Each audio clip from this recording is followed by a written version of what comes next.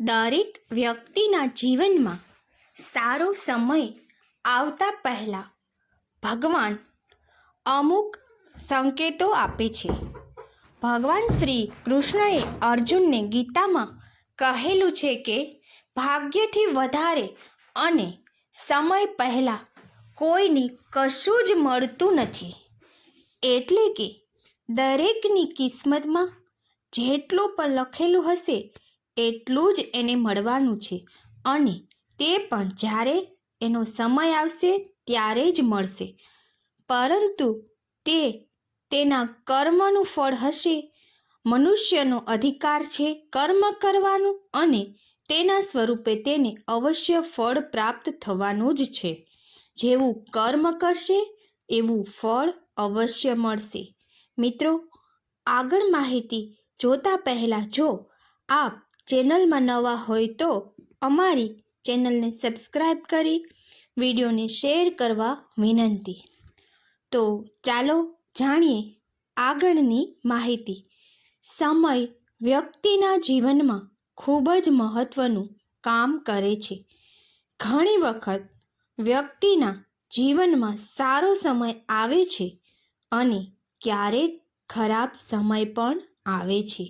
પરંતુ એવું કહેવામાં આવે છે કે સારો સમય અમુક સમય સુધી જ રહે, તેવી જ રીતે ખરાબ સમય પણ વધારે સમય ટકી શકતો નથી.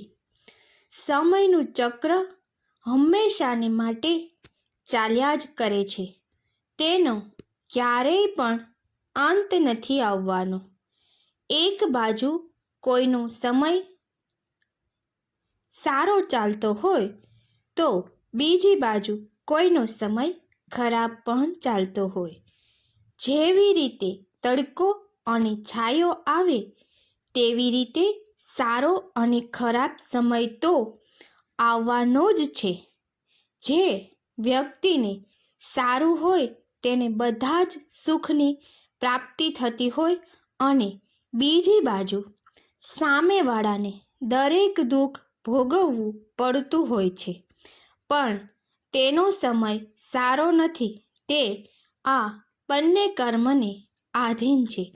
એટલા માટે એવું કહેવામાં આવે છે કે સુખના સમયને વ્યક્તિને હિંમત અને સૂઝબૂઝથી કામ લેવું જોઈએ. કારણ કે વ્યક્તિનો ખરાબ સમય થોડા સમય સુધી જ રહે છે અને એવું પણ કહેવામાં આવે છે જ્યારે તમારો ખરાબ સમય આવે તે પહેલાં તમને ઘણા બધા સંકેત મળતા હોય છે. ઘણી વખત ઘણા લોકો આ સંકેતોને સમજી નથી શકતા અને અમુક લોકો હોશિયાર હોય છે તે આ સંકેતોને ઓળખી લેતા હોય છે અને તે લોકો આવવાવાળી મુસીબતથી અગાઉ જ તૈયાર રહે છે. ઘણીવાર કુદરત આપણને ઘણા બધા સંકેતો આપે છે. હવે તમારા જીવનમાં કોઈ ઉથલપાથલ થવાની છે, પરંતુ ઘણા લોકો આવા સંકેતોને સમજી નથી શકતા. પરંતુ આજે અમે તમને શાસ્ત્રો અનુસાર અમુક એવા સંકેતો વિશે જણાવીશું જે સંકેતો મળવા પ્રમાણે ભવિષ્યમાં તમારી સાથે આવું કંઈ થઈ શકે છે. જો બિલાડી તમારા ઘરે બચ્ચાને જન્મ આપે તો સમજી લેજો કે તમારા નસીબ ખુલવાના છે. આ એક શુભ સંકેત માનવામાં આવે છે. ભવિષ્યમાં તમારા ઘરે સુખ અને સમૃદ્ધિ આવી શકે છે. આ બિલાડી સંકેતો દર્શાવે છે. ત્યાર પછી જો તમારા ઘરે વાંદરો આવે છે તો પણ તમારા માટે એ સારા સમાચાર આવી રહ્યા છે. કારણ કે વાંદરાનું આવવું તેનો સીધો મતલબ કે તમારા દુઃખોને દૂર કરવા માટે સ્વયં પવનપુત્ર હનુમાનજી આવી ગયા છે.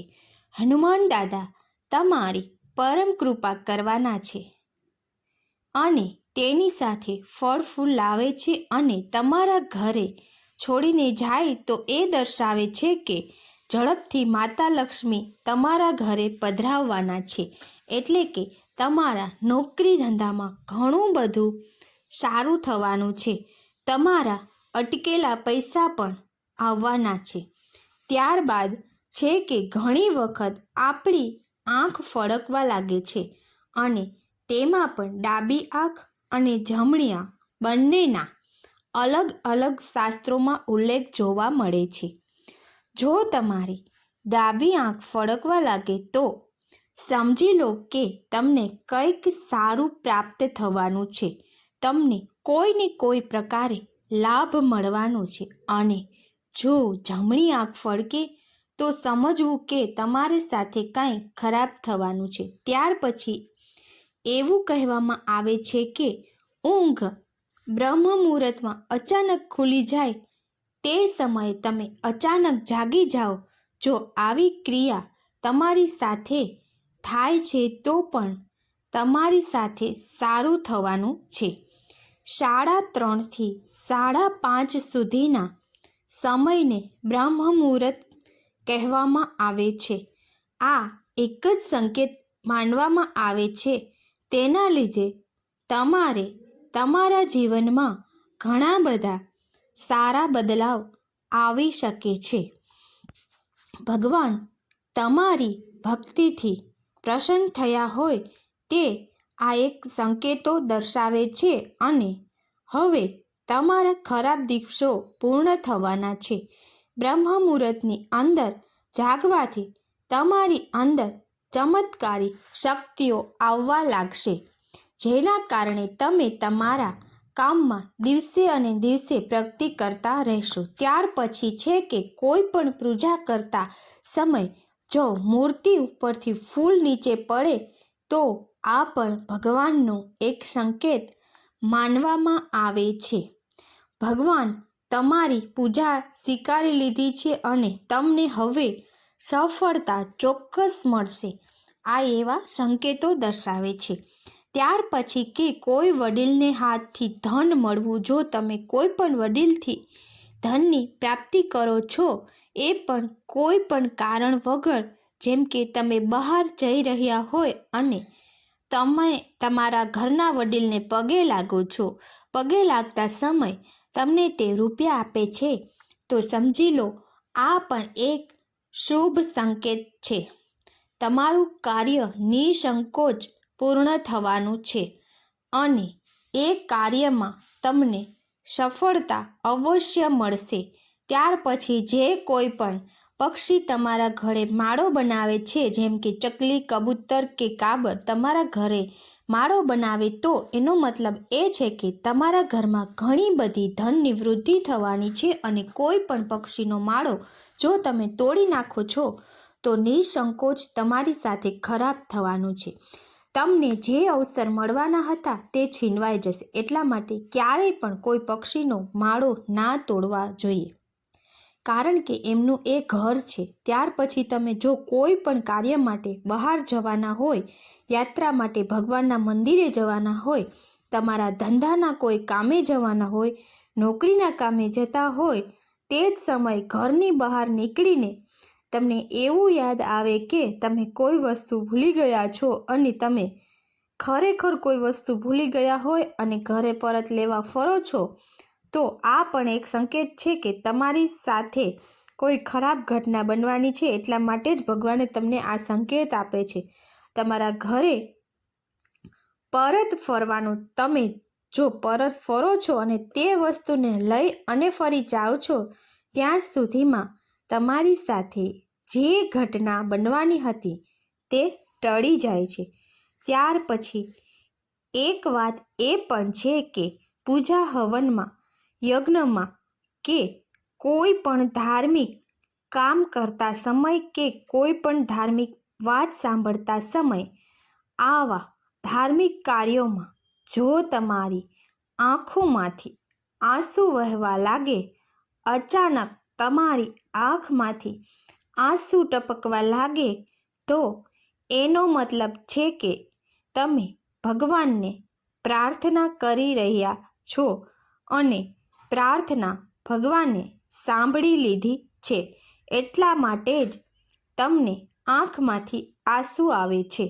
શાસ્ત્રો પણ કહે છે કે આ દર્શાવે છે કે તમારી સાથે હવે ઘણા બધા કામ સારા થવાના છે. જો મિત્રો તમને પણ આવા સંકેતો મળ્યા છે તો એનો મતલબ એ છે કે તમે તમારા જીવનમાં સુખની પ્રાપ્તિ કરશો અથવા દુઃખની પ્રાપ્તિ કરશો. જો આવા સંકેતો તમને પ્રાપ્ત થાય તો તમારે ચેતી જવું જોઈએ. તેના માટે જે પણ કોઈ ઉપાય હોય તે તમારે કરવા જોઈએ. ગરુડ પુરાણ અનુસાર જો વાત કરીએ તો વાસ્તુશાસ્ત્ર સકારાત્મક અને નકારાત્મકના સિદ્ધાંતો ઉપર કામ કરે છે.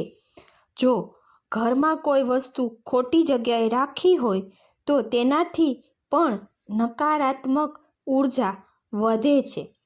નકારાત્મક ઉર્જા હોય ત્યાં રહેવાવાળા લોકોને માનસિક તણાવનો સામનો કરવો પડે છે અને સાથે કાર્યમાં શુભ ફળ પ્રાપ્ત થતા નથી થતા. એટલા માટે વાસ્તુશાસ્ત્ર મુજબ પણ તમારે તમારા ઘરની સજાવટ કરવી જોઈએ. ઘરમાં તમારે તુલસીનો છોડ અવશ્ય રાખવો જોઈએ. એ છોડને રોજ જળ અર્પણ કરવું જ જોઈએ. સાંજે દીવો અને સવારે પણ દીવો પ્રગટાવવો જોઈએ.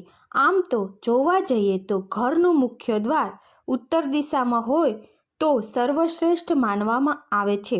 પરંતુ એવું ના હોય તો મુખ્ય દ્વાર ઉપર સાથીઓ ગણેશ ભગવાન, આ સિવાય તિજોરી ઉપર માતા લક્ષ્મી કમળમાં બેઠેલા હોય તેવા ચિત્રની તસવીર અવશ્ય લગાવવી જોઈએ. તેમજ દક્ષિણ દિવાલની બાજુમાં અરીસો ન લગાવવો જોઈએ.